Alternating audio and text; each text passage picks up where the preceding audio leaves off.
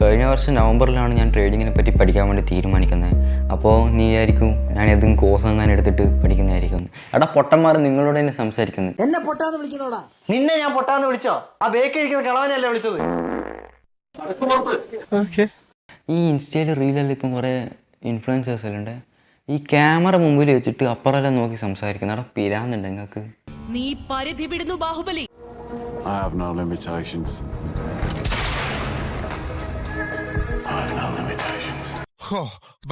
ഞാൻ വിഷയത്തിൽ നിന്നും തെന്നുമാറിയോ? കഴിഞ്ഞ വർഷം നവംബറിലാണ് ഞാൻ ട്രേഡിങ്ങിനെ പറ്റി പഠിക്കാൻ വേണ്ടി തീരുമാനിക്കുന്നത്. അപ്പോൾ നിങ്ങൾ വിചാരിക്കും പൈസ കൊടുത്ത് ഏതെങ്കിലും കോഴ്സൊക്കെ വാങ്ങിയിട്ട് അങ്ങനെ പഠിച്ചിട്ടുണ്ടാവുമായിരിക്കും അല്ലേ? Fuck the course bro. എടാ ഷാരിഖ് ഷംസുദ്ദീൻ എന്ന് പറഞ്ഞ യൂട്യൂബറുണ്ട്. നോ ഈ ഒരു വീഡിയോ കാണുന്ന ഭൂരിഭാഗം പേർക്കും അദ്ദേഹത്തെ അറിയാം. അഫ്കോഴ്സ് ഞാൻ അദ്ദേഹത്തിൻ്റെ വീഡിയോസ് കണ്ടിട്ട് തന്നെയാണ് ട്രേഡിങ്ങിനെ പറ്റി പഠിക്കുന്നതും മനസ്സിലാക്കുന്നതും ഒക്കെ.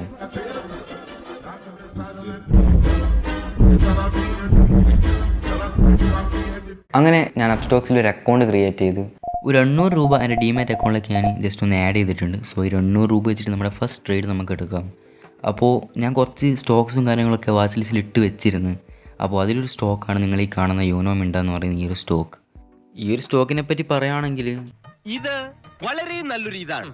ഇതിനു വേണ്ടി എന്റെ എല്ലാ ഇതും ഞാൻ നൽകും. പിന്നെ എന്റെ മാത്രം ഒരു ഇത് കൊണ്ട് പറ്റില്ലല്ലോ. നിങ്ങളുടെ ഓരോരുത്തരുടെയും ഒരു ഇതുണ്ടെങ്കിൽ ഇത് കുറച്ച് കൂടുന്നുണ്ട്. ഞാൻ വേറെന്നാടോ പറയണ്ടേ. പിന്നെ എൻ്റേതായ രീതിയിൽ ഒരു ചെറിയ ടെക്നിക്കൽ അനാലിസും കാര്യങ്ങളൊക്കെ ഞാൻ നടത്തിയിട്ടുണ്ട്. ഒരു ഷോർട്ട് ടേം ട്രേഡ് ചെയ്യാനാണ് ഞാൻ ആഗ്രഹിക്കുന്നത്. അങ്ങനെ നമ്മുടെ യൂനോമിൻ്റെ സ്റ്റോക്ക് വാങ്ങിയിട്ടുണ്ട്. എൻ്റെ മോയ I am gonna millionaire bro.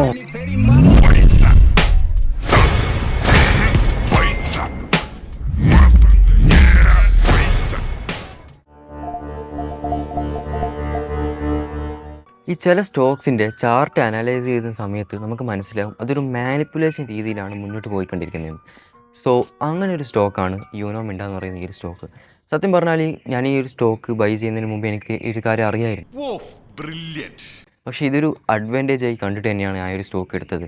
പക്ഷേ എന്തോ അത് എനിക്ക് തന്നെ പണി കിട്ടി. ഈ ഒരു സ്റ്റോക്കിൻ്റെ ആൾമോസ്റ്റ് 68% ഷെയർസ് ഹോൾഡ് ചെയ്യുന്നത് ഇതിൻ്റെ പ്രൊമോട്ടേഴ്സാണ്. ഒരു വലിയ തോതിലുള്ള ഷെയർ ഇവർ ഹോൾഡ് ചെയ്യുന്നുണ്ടല്ലോ, അതിൽ കുറച്ച് ഭാഗം ഇവരൊന്ന് സെല്ല് ചെയ്യും.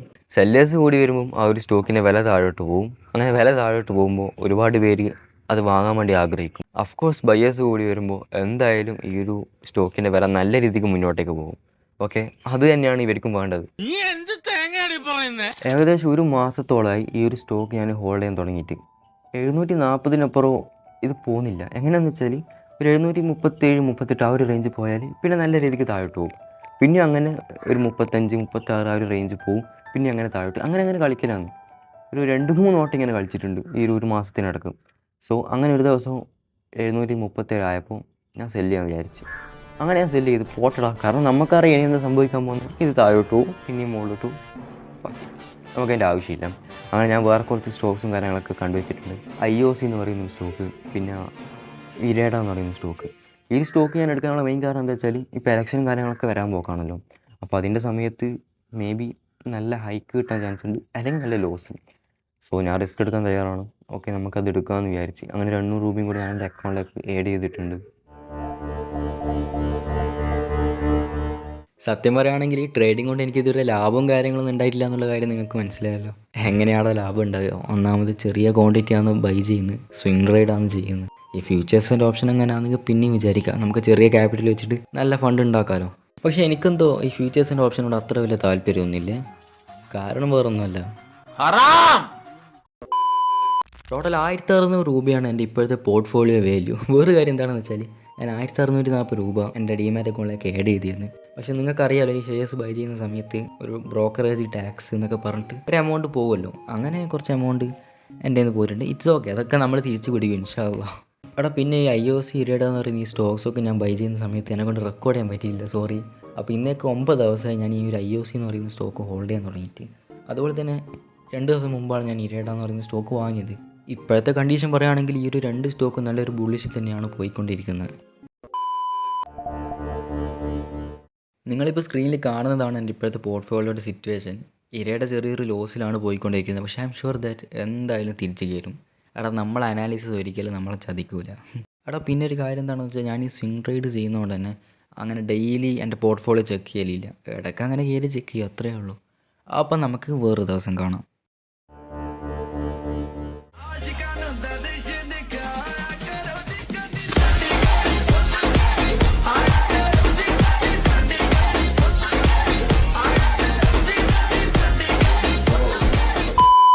ഇന്ന് എൻ്റെ അപ്സ്റ്റോക്സ് അക്കൗണ്ട് കയറിയപ്പോൾ ഞാൻ കണ്ട കാഴ്ച സത്യം പറഞ്ഞാൽ എന്നെ അത്ഭുതപ്പെടുത്തി. കാരണം ഇത്ര പെട്ടെന്ന് ഈ IOC ഷെയറൊക്കെ ഇങ്ങനെ ഹൈക്ക് കിട്ടുമെന്ന് സ്വപ്നത്തിൽ പോലും ഞാൻ വിചാരിച്ചിട്ടില്ല. ഈ ഒരു സ്റ്റോക്കിനെ സംബന്ധിച്ച് പറയുകയാണെങ്കിൽ സത്യം പറഞ്ഞാൽ ഞാൻ ഒരു നല്ല ടെക്നിക്കൽ അനാലിസിസ് വരെ ചെയ്തിട്ടില്ല. അവിടെ സാധാരണ ഒരു മനുഷ്യൻ ഉണ്ടാകുന്ന ഒരു ബേസിക് നോളജിൻ്റെ അടിസ്ഥാനത്തിലാണ് ഞാൻ ഈ ഒരു സ്റ്റോക്ക് എടുത്തത്.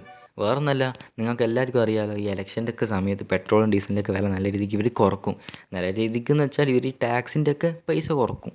അങ്ങനെ ഇലക്ഷന് ശേഷം ഇവരെന്ത് ചെയ്യും, ഈ ടാക്സൊക്കെ പൈസ കൂട്ടും. അപ്പോൾ അതെല്ലാവർക്കും അറിയുന്നൊരു കാര്യമാണല്ലോ. സോ ഇതിൻ്റെ ഒരു അടിസ്ഥാനത്തിലാണ് ഞാൻ ഈ ഒരു IOC ഷെയർ എടുത്തത്. പിന്നെ ഞാനിപ്പോൾ സെയിൽ ചെയ്യാമെന്ന് വിചാരിക്കുന്നത്. കാരണം എന്തായാലും ഇത് ഒന്ന് താഴോട്ട് വന്നിട്ടായിരിക്കും ഇനിയും മുമ്പോട്ടേക്ക് പോവുക. സോ അങ്ങനെ താഴോട്ട് വരുമ്പോൾ എൻ്റെ കയ്യിൽ ഫണ്ട് ഉണ്ടെങ്കിൽ എനിക്ക് എടുക്കാമല്ലോ ഇനിയും, ആ ഒരു മൈൻഡ് വെച്ചിട്ട്. ഓക്കെ, അപ്പോൾ ഞാനങ്ങനെ IOC ഷെയർ സെല്ല് ചെയ്യാൻ പോക്കാന്ന്. പിന്നെ ഇരയുടെ ഞാനിപ്പോൾ ഹോൾഡ് ചെയ്യുന്നുണ്ട്. കാരണം എൻ്റെ ടാർഗറ്റ് അച്ചീവ് ചെയ്തിട്ടില്ല. എപ്പോൾ എൻ്റെ ടാർഗറ്റ് അച്ചീവ് ചെയ്യുന്നത് അപ്പോൾ സെല്ല് ചെയ്യാം. എന്താ മക്കളെ, ബോറടിച്ചോ? ഇല്ല, ബോറൊന്നും അടിച്ചില്ല. സത്യം പറഞ്ഞാൽ ഈ സിംഗ് റൈഡ് ചെയ്തിട്ട് അങ്ക് ബോറടിച്ച്. അപ്പോൾ ഇത് കണ്ടുകൊണ്ടിരിക്കുന്ന നിങ്ങളുടെ അവസ്ഥ എനിക്ക് ഊഹിക്കാലോ. സോ അതുകൊണ്ട് തന്നെ ഐ എം ഗോണ മാറ്റി പിടിക്കൽ ദിസ്. അവിടെ ഞാൻ ഇൻട്രോഡ് ചെയ്താലോ? അത്ര വലിയ ബന്ധങ്ങളിലേക്ക് പോണോ ശിവൻകുട്ടി? റേഷൻ കട മറന്ന് മണ്ണെണ്ണ വാങ്ങണോ? സോ ഇൻട്രോഡ് ചെയ്യാൻ വേണ്ടി ഞാൻ തീരുമാനിച്ചിരിക്കുകയാണ് സുഹൃത്തുക്കളെ. അപ്പോൾ എന്താവും നമുക്ക് കണ്ടറിയാം. ഇയാളിത് എന്തറിഞ്ഞിട്ടാണ്?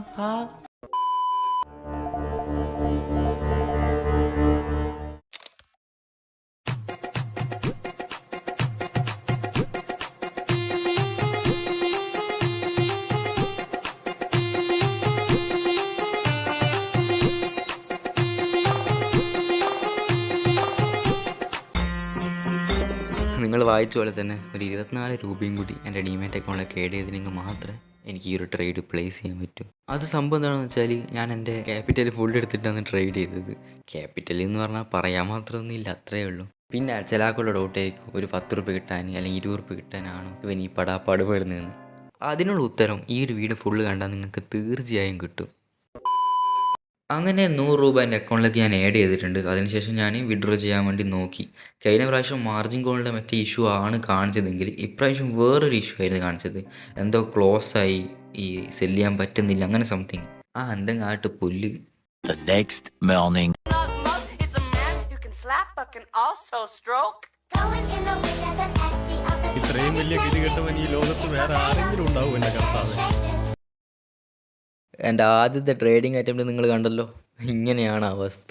14 ഉറുപ്പ്യ സംതിങ് പ്രോഫിറ്റ് കിട്ടിയതായിരുന്നേ. പിറ്റേന്ന് നോക്കുമ്പോൾ 59 ഉറുപ്പ്യ ഓട്ടോ സ്ക്വയർ ഓഫ് ആയിട്ട് പോയി. പക്ഷേ നിങ്ങൾ കണ്ടിട്ടില്ല, ഞാൻ സ്ക്വയർ ഓഫ് ചെയ്തിരുന്നു. പക്ഷേ എന്തോ ഒരു ഇഷ്യൂ കാരണം പറ്റിയിട്ടില്ല. ആ ഒരു ഇഷ്യൂ എന്താണെന്ന് ആർക്കെങ്കിലും അറിയാൻ ജസ്റ്റ് ഒന്ന് കമൻറ്റ് ചെയ്യും. I am still learning something from this trading. Okay, ഞാൻ ഇപ്പോഴും പഠിച്ചുകൊണ്ടിരിക്കുന്ന ഒരു ബിഗിനറാണ്. ശരി, അതൊക്കെ വിടാം. അങ്ങനെ നമ്മുടെ രണ്ടാമത്തെ ട്രേഡിംഗ് അറ്റംപ്റ്റിലേക്ക് നമ്മൾ കടന്നിരിക്കുകയാണ്. അപ്പോൾ ഇന്ന് സൊമാറ്റോ ബൈ ചെയ്യാൻ വേണ്ടി തീരുമാനിച്ച് അങ്ങനെ സൊമാറ്റോൻ്റെ കുറച്ച് ക്വാണ്ടിറ്റി ബൈ ചെയ്തിട്ടുണ്ട്. അപ് ട്രെൻഡ് പോകുന്ന കണ്ടപ്പോൾ പിന്നെയും കുറച്ച് ക്വാണ്ടിറ്റി വാങ്ങി വെച്ച്. അപ്പോൾ അങ്ങനെ 15-30 ക്വാണ്ടിറ്റി ഞാനിപ്പോൾ ഹോൾഡിലാണ് ഉള്ളത് സൊമാറ്റോൻ്റെ. അങ്ങനെ കുറച്ച് മൂവിങ്ങിലേക്ക് പോകുന്ന കണ്ടപ്പം തന്നെ ഞാൻ സെല്ല് ചെയ്തിട്ട് അടുത്ത സ്റ്റോക്ക് എടുക്കാമെന്ന് വിചാരിച്ച്. അപ്പോൾ ഇപ്പം തന്നെ ഞാൻ ഒരുപാട് സെല്ലും ബൈ ഒക്കെ ചെയ്ത ഇൻട്രാഡേ. അപ്പോൾ നല്ല ടാക്സ് പോകുന്നുള്ള കാര്യം ഉറപ്പാണ്. പിന്നെ ഞാൻ ആനന്ദ് രാജ് എന്ന് പറഞ്ഞ സ്റ്റോക്ക് ബൈ ചെയ്തിട്ടുണ്ട്. അങ്ങനെ കുറച്ച് സമയം കഴിഞ്ഞപ്പോൾ ഈ ഒരു ആനന്ദ് രാജ് എന്ന് പറഞ്ഞ സ്റ്റോക്കിന് ഒരു 448 ടാർഗറ്റ്, അതായത് 3 രൂപ സംതിങ് ടാർഗറ്റ് വെച്ചിട്ട് ഞാൻ ജസ്റ്റ് ഒന്ന് സെല്ല് ചെയ്ത്. പിന്നെ ഞാൻ എന്താ ചെയ്തതെന്ന് വെച്ചാൽ ഞാൻ സൊമാറ്റോക്ക് വെച്ച് ആ ഒരു ടാർഗറ്റ് ജസ്റ്റ് ഒന്ന് മാറ്റിയിട്ട് ഒന്നും കൂടി സെല്ല് ചെയ്ത്. അതുകൊണ്ട് തന്നെ വേഗം കംപ്ലീറ്റ് ആയി. അപ്പോൾ രണ്ടും ഞാൻ പ്രോഫിറ്റ് ബുക്ക് ചെയ്തിട്ടുണ്ട്. അത്യാവശ്യം തരക്കേടില്ലാത്ത പ്രോഫിറ്റ് തന്നെ കിട്ടിയിട്ടുണ്ട്. അങ്ങനെ ഞാൻ സൊമാറ്റോ പിന്നെയും ബൈ ചെയ്ത്. പിന്നെ കുറച്ച് സമയം കഴിഞ്ഞപ്പോൾ പിന്നെയും അപ് ട്രെൻഡ് പോകുന്ന കണ്ടപ്പോൾ പിന്നെയും കുറച്ച് സ്റ്റോക്ക് ഞാൻ സൊമാറ്റോൻ്റെ തന്നെ ബൈ ചെയ്ത്. സത്യം പറഞ്ഞാൽ നിങ്ങൾ കണ്ട വിചാരിക്കും എനിക്ക് പിരാന്താണ്. എടാ നല്ല മൂവിങ് എടാ കാഴ്ച വെക്കുന്നത്. പക്ഷേ അൺഫോർച്ചുനേറ്റ്ലി നല്ല പണി കിട്ടി. വേറൊന്നുമല്ല, നല്ല പ്രോഫിറ്റിൽ എൻ്റെ 2 ട്രേഡും ക്ലോസ് ആക്കിയ ഞാൻ അത്യാഗ്രഹത്തിൽ പിന്നെയും ട്രേഡ് എടുത്ത് 24 ഉറുപ്പ്യ ലോസ് കിട്ടി. അങ്ങനെ ലെസൺ നമ്പർ 1, അതിമോഹം ആപത്ത്. ഇനി എന്താ ചെയ്യാൻ പോകുന്നത് അറിയാൻ? എൻ്റെ ഇൻ്റലിജൻസ് വെച്ചിട്ട് ഹീമോഗ്ലോബിക് പവർഫുൾ ഫണ്ടമെൻ്റൽ അനാലിസിസ് എല്ലാം വെച്ചിട്ട് ഒരു ഇൻട്രാഡേ സ്ട്രാറ്റജി. പുലയാടി മോനെ,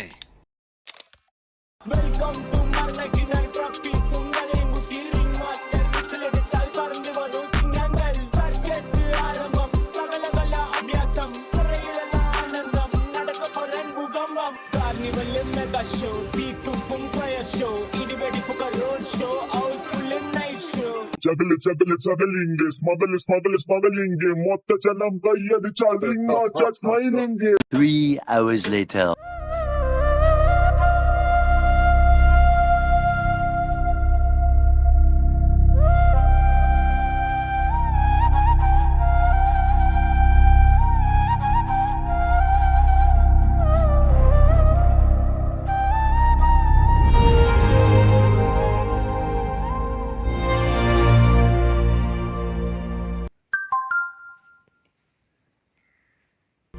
കഴിഞ്ഞു പോയതെല്ലാം നല്ലതിനാണെന്ന് ചിന്തിക്കാൻ നമുക്ക് കഴിയുന്നുണ്ടെങ്കിൽ, കൈവിട്ടു പോയതൊന്നും നഷ്ടങ്ങളല്ലെന്ന് ചിന്തിക്കാൻ നമുക്ക് സാധിക്കുന്നുവെങ്കിൽ, അവിടെയാണ് നമ്മുടെ ജീവിതം സുന്ദരമാകുന്നത്. ശുഭദിനം. I am motivated. ഈ ഒരു വീഡിയോ കണ്ടുകൊണ്ടിരിക്കുന്ന കുറച്ച് പേരുടെയെങ്കിലും ഒരു ഡൗട്ടായിരിക്കും, എന്തിനാണ് ഞാൻ എൻ്റെ 3rd അറ്റംപ്റ്റിൽ ബൈ ചെയ്ത ഇൻട്രാഡേ സ്റ്റോക്കിൻ്റെ പേര് ഹൈഡാക്കിയെന്ന് അല്ലേ? ആ ഒരു ഇൻട്രാഡേ സ്റ്റോക്കിൻ്റെ പേരിൽ ഒരു രഹസ്യം ഉള്ളിരിക്കുന്നുണ്ട് കേട്ടോ. സത്യം പറഞ്ഞാൽ കണ്ടപ്പോൾ ഞെട്ടിപ്പോയി. അപ്പോൾ നിങ്ങൾ എനിക്ക് കൊണ്ട് ഒരു കാര്യം ചെയ്യണം. ഇപ്പം തന്നെ നേരെ കമൻറ്റ് ബോക്സിൽ പോയിട്ട് ഞാൻ ഒരു കമൻറ്റ് പിൻ ചെയ്തിട്ടുണ്ട്. അതിൽ 3 ടൈം ഡ്യൂറേഷൻ കൊടുത്തിട്ടുണ്ട്. 1, 2, 3 എന്ന നമ്പർ ഇട്ടിട്ട്. സോ ആദ്യം തന്നെ 1 ഞാൻ നമ്പർ ഇട്ടിട്ടുള്ള ഒരു ഇന്ന ടൈം മുതൽ ഇന്ന ടൈം വരെയുള്ള ഒരു ഡ്യൂറേഷൻ ഇല്ലേ, അത് ജസ്റ്റ് ഒന്ന് കാണാം. അതിനുശേഷം 2ാമത്തെ നമ്പറിലിട്ട് അവർ ഇന്ന ടൈം മുതൽ ഇന്ന ടൈം വരെയുള്ള ഡ്യൂറേഷൻ കണ്ടതിന് ശേഷം 3ാമത്തേലേക്ക് പോകാൻ. ഞാൻ പറഞ്ഞ മനസ്സിലായല്ലോ? എടാ എന്നാൽ പോയി ചെയ്യ്, പറയുന്നേക്ക്, എന്നാലും ഹ്യൂമർ വർക്കാവും.